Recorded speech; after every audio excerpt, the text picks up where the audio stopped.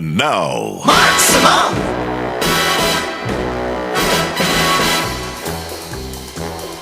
we're talking with Donald Trump. Boy, there's a new season of The Apprentice. I mean, be honest, even with all your confidence, did you still think you'd be doing The Apprentice after all this time? No, I never thought that. You know, we went out with The Apprentice, Mark, as you know, because you followed it, and you and I have been friends for a long time, and I actually spoke to you before I did it, and it was sort of amazing, because who would have ever thought?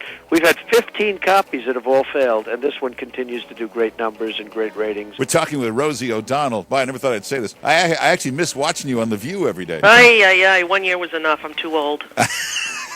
I can't fight about Lindsay Lohan anymore. Yeah, I know, but it's like watching nothing now. I know. Frank Sinatra, how are you? I'm fine. I'm glad to talk to you. Actually, I should have said the chairman of the board. That's true, yeah. But I'm trying to figure out chairman of what board. I never... We're talking with Jerry Seinfeld. Yeah, you were talking about some of the odd gifts that people give you. Somebody just gave me a shower radio. Well, you see those in hardware stores. It's a good thing. Music is what you want in the shower because there's no better place to dance than a slick surface next to a glass door. See, now the real question is, everybody has seen these shower radios for years. Why is it that only you see this joke when you look at it? Because only I am getting paid to think of this crap. And I haven't got a job distracting me from it. But if we gave somebody $1 million and said, here, look at this shower radio. If you come up with this joke, you'll get the $1 million. He still couldn't do it. Hey, a good friend of ours is on the line, calling in from somewhere, the very funny Bill Maher. Bill Maher, how are you? Well, I've got my fingers crossed because I'm on a cell phone. So if I go out, just fill in what I was going to say because you know me so well. Yeah. Are you driving right now? No, I'm being driven. Oh. I would never violate the law and drive while I was talking on the cell phone. Oh, what state are you in right now? But I do sometimes put on makeup while I'm driving. No, yeah. We're talking with Senator John Kerry. Now, you called in to talk about pollution, but you're on a car phone, so you're polluting as you speak. This is absolutely true, but I got to get from one place to the other, and I try to drive in hybrids. We've actually switched to hybrids in our family, not entirely yet, but we've made a good move. And for those listening, you're not driving in some big gas guzzler right now, I hope. No, I'm not, and I'm actually not driving, because if I was on the cell phone and driving, I'd be in trouble. I mean, if you really want to impress us, you'd be in a rickshaw right now. Talking with Simon Cowell. Now, I know you in real life, and you're a nice, polite guy. This vicious, critical guy we see on television, that's not the real you. No, not at all. I mean, you know, when we did the show initially, I just said to the broadcaster who bought the show, we're just going to treat this like a normal audition. I mean, when they're bad, we'll tell them they're bad, and it will be funny to watch, and that's all we thought about. Yeah. I mean, you just do your job. But that's a good point. You know, when people watch and they say, well, that was a little cruel, but that's really what an audition looks like. Well, you know, these people are very lucky who come on Idol because in a real-life audition, certain people, as they walk in the door, I would just say, you know what, do a U-turn, don't bother. So at least on this show, they get a chance to sing. You wouldn't really say that, though. Yeah, I would, yeah. Well, where do you get the nerve to do that? I thought I was pretty tough at times. You know, you're seeing 100, 150 people a day. You just think, well, I'm not going to waste my time, your time. We're talking with Regis Philbin. Now, you are the greatest morning broadcaster in the world, and I'll never get used to it. I know, because in the morning you got to be warm, friendly, sincere. Maybe you can teach me. What is the secret of faking that? Fake it? Excuse me. I'm going to have to fake it. Listen, some guys will never be able to work in the morning, and I think you're one of them. What are they, crazy at KABC? WABC. See, you're still a Californian. I still think I'm in California. No, this is ridiculous. You're the original night guy. You're the night hawk. You're an animal. You're stalking the streets. Come on. We can't have you on at 6 a.m. saying, hi, everybody. Cheer up. It's me. You must go right from the gutter to the studio. Well, wait a minute. Gutter, stalking. I've seen you prowling around at all hours of the morning. Hey, guess who's on the line calling in right now? Jay Leno. Jay Leno, how are you? Well, thank you. I guess that's all that needs to be said. Good night. Thank you, everybody. You've been great. Now, where are you right now? Right now, I'm at the Caesarian Palace. Caesar's Palace, Las Vegas, Nevada. Well, but, you know, you're on top of the world right now. I can't No, understand. I'm at Caesar's right now. I'm on top of the world, May 8th. No, I mean, you're the host of The Tonight Show. Why do you still go out and work on the weekends? This is what I do. I mean, I tell jokes, you know. I mean, what am I going to do, sit in a mountain somewhere? Well, wouldn't you like to relax and lie around Southern California and play golf? And Yeah, golf. There's a fun game. Could I meet some more white guys, please? Hello? I meet enough white guys. I don't need to play golf. But aren't you supposed to sit around the Hillcrest Country Club and play poker in the afternoon? Hey, yeah, that sounds like a lot more fun than working at Caesars and making big dough. You know, I think I'll take you up on that.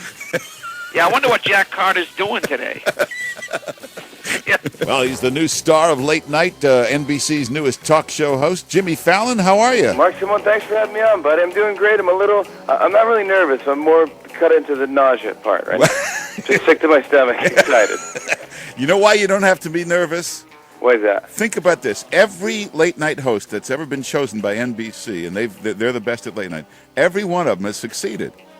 That's good. Well, Steve Allen, Jack Parr, Johnny Carson, and then the later show, Tom Snyder, David Letterman, Conan O'Brien. Not one of them has failed. There's always a first, Mark. I'm a pessimist, you know. Hey, guess who's on the line? Jon Stewart. How you doing? Pretty good, man. Now, John, I understand you were recently in California. Yeah, I was in California, and I didn't really enjoy it, though. There's too much pressure to be good-looking, you know. I was in Los Angeles. I was like the ugliest person in Los Angeles, which, you know, I couldn't believe it, you know, until I saw it on the news, and then I was like, you know. We're talking with Don Rickles. You know, you and Regis Philbin, you work together all the time. Has he ever asked you to be on Who Wants to Be a Millionaire? No, I had trouble getting out of high school, and had World War II not come, I would have still been there, you know. We're talking with Perry Como. Hey, every big star writes an autobiography, you know, a tell-all book, but you've never done that. I know they want me to write a book. They've been asking me now for 25 years. I said, what am I going to say, you know? But you really should write a book. I mean, you've met No, it wouldn't sell. It wouldn't sell a copy because I got to say I hurt somebody and I punched somebody in the nose. And I can't believe you ever punched anybody in the nose. Not often because I'm pretty small, you know. Well, you really got to have a rotten personality to get punched by Perry Como. We're talking with Mel Brooks. Boy, the producers is the hottest show on Broadway. So people must be saying to you, let's do Blazing Saddles as a musical or Young Frankenstein. Yeah, they are. And I'm going to do them all. Every one. Every movie I've made, I'm going to make it to a Broadway musical. I'm half kidding. You know? We're talking with a living legend, Bob Hope. You know, there's talk of a movie of your life, and it's what an incredible life. But who would you like to see play you in the movie? Oh, I don't know. I guess Tom Cruise. If we could make him pretty. On the line, the biggest gossip columnist in the world, Liz Smith. Now, she's just done a book tour, so she's just done 1 billion radio shows. I hope she's okay. Liz Smith? Hi, Mark. Hey, how you doing? Oh, well, I'm still alive. Well, I guess we don't have to warm up. You've done 6,000 of these. No, I haven't done so many of these. Okay. I'm never with anyone with a voice like you. Uh-oh. Ladies and gentlemen, we're talking to a genius. Dennis Miller, how are you? What, there's a third person on the line? I don't know. How you doing, Marky boy? Oh, great. You got good pipes, Simone. You sound like a DJ. You got blessed with those good pipes, didn't you? We're talking with Jerry Seinfeld. Hey, now that you're back living in New York, and you're walking down the street, do people come up to you all the time and say, here's what you ought to talk about? Yeah, why don't you talk about this? You ought to come down to where I work. You want to get some comedy? Where I work is a riot. Everybody thinks where they work is hilarious. Just the most colorful assortment of characters. There's a sitcom. You should see. You should just film where I work. That's a sitcom right there. Larry King, it's always great talking with you, and we love you. You're a terrific guy, and I wish the public knew you how well. You're really a super guy, Simone. You mean they can't tell from listening that I'm a terrific guy? It's hard, Simone. It's hard to get through that veneer. You know, that thing, well, you know, you were once president. It's hard to come down and be a talk show host.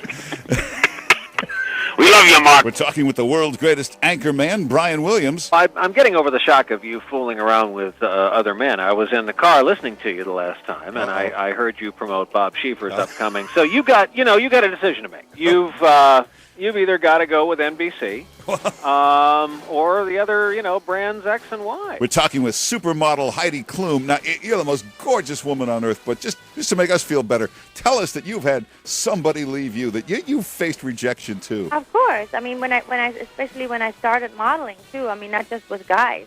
I got turned away so many times. I had to reinvent myself again. Mark Simone.